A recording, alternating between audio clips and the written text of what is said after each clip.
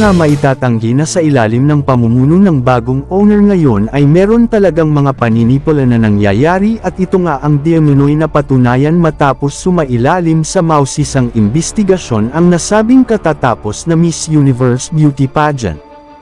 Parang niluto, yan nga ang sinasabi ng iilang pageant experts na kumalat nga sa buong social media.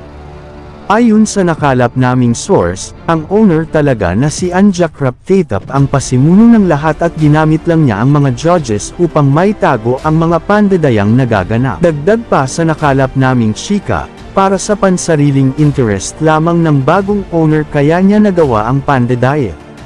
Mismong ang mga judges na hate ang kandidatang Pinay ay kinuha niya upang di mahalata ang kanyang gagawing lutuan kahit na nga magbigay pa ng magandang performance ang nasabing representative ng Pinas. Sa ngayon ay may pag-uusap na daw ang nasabing organization upang maitama ang pagkakamali.